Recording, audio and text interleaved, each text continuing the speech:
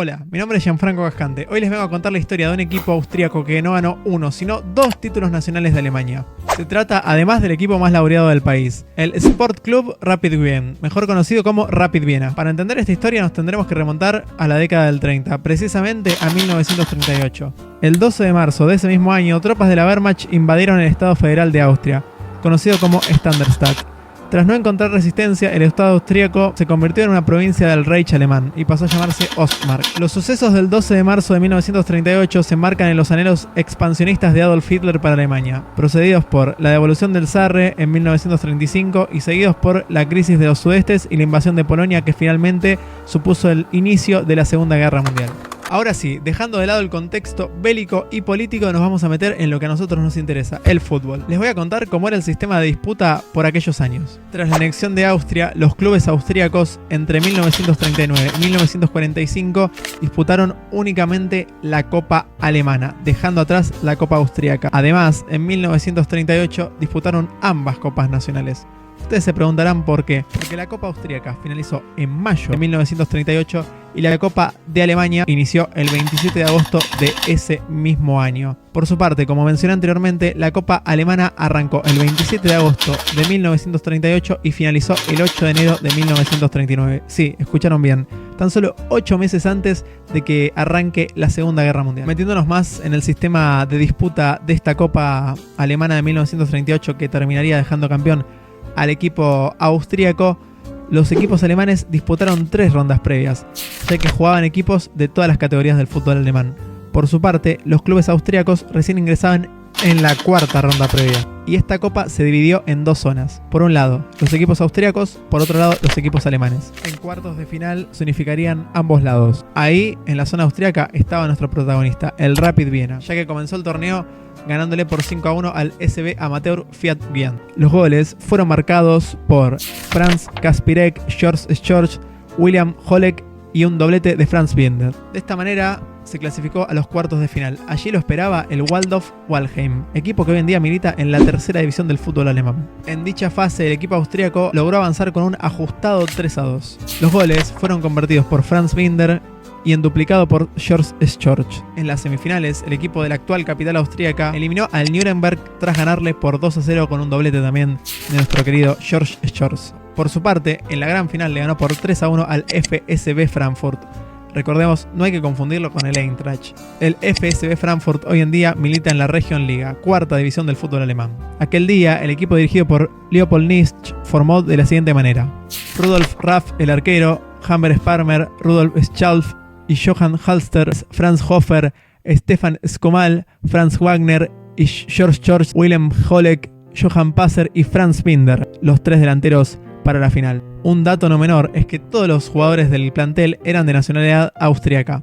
Aquella histórica final, disputada el 8 de enero de 1939 en el Estadio Olímpico de Berlín, terminó con una victoria agónica para los Rapidiers, ya que tras estar perdiendo por 1-0 desde el minuto 15 de la primera mitad, dieron vuelta al marcador con 3 goles en los últimos 10 minutos. Los goleadores, como siempre, George Schorch igualó la historia, Johann Hafter le dio la ventaja transitoria y Franz Binder puso fin a la historia con el 3-1 final. Como dato de color, George Schorch fue el goleador de dicha copa con 6 goles, seguido de Franz Binder, que con 4 goles en su haber fue el segundo jugador con más goles en dicha competencia. De esta manera, el Rapid Viena se convertía en el primer y único equipo no alemán en ganar dicha copa. Ahora sí, es momento de meternos en las ligas domésticas. Entre 1938 y 1945, la liga austríaca pasó a llamarse Gauliga de Ostmark. ¿Por qué Ostmark? Porque era el nombre que le había puesto el Tercer Reich al ex Estado austríaco. El campeón de la Liga Ostmark clasificaría al Campeonato Alemán de Fútbol, ya que en aquella época el campeonato alemán era disputado por los 20 campeones regionales. Sí, escucharon bien, había 20 ligas regionales. De esas 20 ligas regionales clasificaban 20 equipos, había 20 campeones, y esos 20 equipos jugaban el campeonato alemán. El Rapid Viena, campeón de la Gauliga de Ostmark de 1941, terminó su participación regional con 28 unidades, producto de 12 victorias, 4 empates y 2 derrotas. De esta manera se clasificó al campeonato alemán. Compartió grupo con el 1860 Múnich, hoy en día en 3ª división alemana, el Stuttgart Kickers, que actualmente milita en la 4ª categoría del fútbol alemán, y el VfL Neckaracú, equipo que hoy por hoy está en la 7ª división del fútbol alemán. El equipo austríaco terminó puntero en su grupo con 9 unidades, producto de 4 victorias, un empate y una derrota. Además, convirtió 24 goles y tan solo recibió 5. De esta manera, el Rapid se clasificó a semifinales. En aquella instancia lo esperaba el Dresdner, equipo que hoy en día milita en la 7ª división del fútbol alemán. Fue victoria 2-1 para el conjunto austríaco con doblete de nuestro héroe, de Franz Binder. De esta manera, el conjunto de Leopold Nitsch se clasificó sin demasiadas complicaciones a la final.